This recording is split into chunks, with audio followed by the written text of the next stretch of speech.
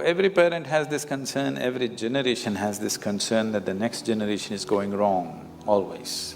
This sudden change, if every generation likes to go one step beyond where the previous generation has stepped in, on almost everything, just for the sake of doing something different, or it's natural, they have grown up in one atmosphere, they take it to another level. They move to the next level. Yes. Next is not always next. So, this concern is always there, but right now, the change that is happening is not the next.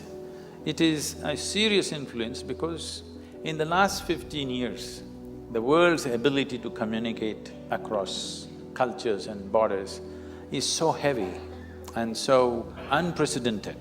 Nobody has ever been used to this kind of influences before, okay, never before. This level of influence on our young people, never before possible, no other generation has ever experienced this kind of onslaught from so many directions, and the volume of influence is too big. So, in terms of changes that are happening, it is not next, it is simply somewhere and nobody knows where it is because it's too complex and too mixed.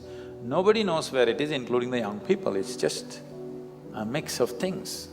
So this is because of a sudden onslaught of information and communication. It is not for us to judge whether it's good or bad, it is just that definitely this level of information. When I say information, it's like when we were growing up, we never knew what is boredom. There was no such thing, we were just excited about everything that came our way. But you see today 12-year-old kids, if you tell them what, oh, yes. you see, they're just bored because they know the whole cosmos, they've seen it on their phone screen, not even on a computer screen. On the phone screen, they've seen entire cosmos, they know everything. By the time they're 18, they have had 5 love affairs and gone. In the Western world, it's like that, here also it's beginning to happen. So by the time they're 18, they've seen everything that you need to see with body, mind, emotion, okay? By the time they're 25, what? What next? You will see, this is not my wish. But this is something that I see, the way people's minds are working, the way they're being laden with information. I'm not by any standards a pessimistic person, but I'm just seeing this. If this level of information continues and it'll multiply manifold for the coming generations, you should not be surprised in the next 50 to 100 years, if 50% of the human population choose to commit suicide, you should not be surprised, because that is what will happen to the mind. Today, this day, more people commit suicide in this world than all the wars and murders and accidents manage to kill. So more people are on self-help already than murderers, warmongers, bad drivers, everything put together. More people are on self-help.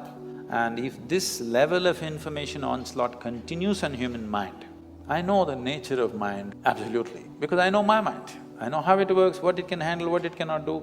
I know it clearly what human mind is. That's the reason why I don't have to read people's books or listen to their entire thing. If they say one sentence, I know what their mind is. Because I know the structure of human mind entirely, otherwise I won't be who I am. So I'm saying this, if this level of information onslaught continues at the same pace or at higher pace, which is possible in the next few years, this will definitely lead to wanting to terminate yourself because there will be nothing to live for.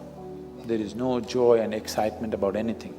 You please watch your children, by the time they're 12, 15, they're just bored.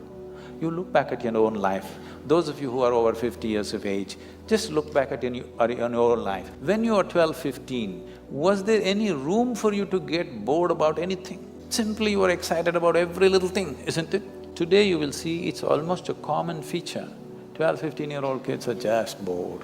Only thing is, we are talking about love and life, all this will not mean nothing. Because you had one love affair when you were 18 years of age, you thought this is your life and you're going to willing to die for it, whether you died for it or not, but at least at that time you thought you'll die for it.